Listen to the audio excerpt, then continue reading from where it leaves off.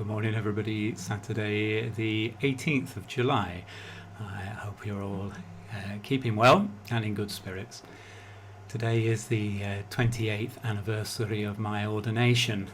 In the past, I've not really made much of a fuss about anniversaries and birthdays. Maybe I'm growing old and sentimental. They seem to mean a bit more. I've now been a priest for more years than I've not been a priest. And the not being a priest includes 7 years in seminary, so 35 years in that kind of clerical role, but 28 years as a priest, which of course is only possible by God's grace. He asks us to step out onto the water, to put out into the deep, to do what we're not capable of by nature.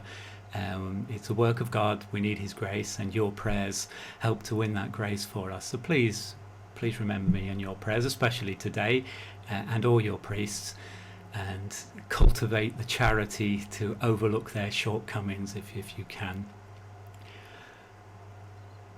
Half of Braunston has been released from lockdown, half of Blessed Sacrament Parish, the other side of Braunston Lane, the church still in the restricted zone, but at least some of the maybe people who've been very isolated in that area, they might be a bit more confident to receive a visit now. So hopefully we can begin to explore that. If you're aware of anyone living there and that you might call on, I'm sure that will be appreciated. We'll try and get these links going again and try and knit back together something of our parish life and try to build it up even stronger than it was before.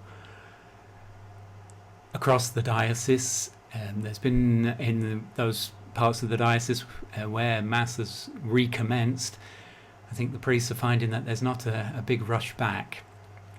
I think we'd all thought we might, a good pastoral reason, go the extra mile and put on extra Masses, but I'll be keeping a close eye on that, because the way things are looking, it may not be necessary. Obviously, if everybody came to Mass with the restrictions we have with social distancing and everything, we wouldn't be able to accommodate everybody, but it may be that for the next little while a lot of people are not going to be confident to come to Mass, so that we may not have to put on so many Masses. Anyway, we'll see. We'll keep our ear to the ground over the next couple of weeks, and then obviously we'll hopefully by then be ready to open, and we'll announce all of that.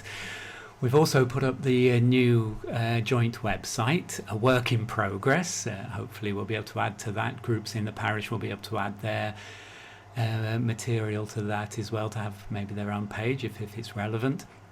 And you can access that. There's the link, westleicestercatholic.org is published in the newsletter.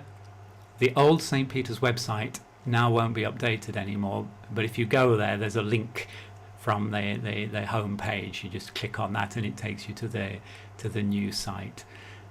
So I'll have a look at that. Hopefully start Googling it and sharing it around, and hopefully it will be easy to find once a lot of people have looked at it. It will start to register on Google a bit more, and hopefully it will be a useful resource, at least for those who are internet savvy.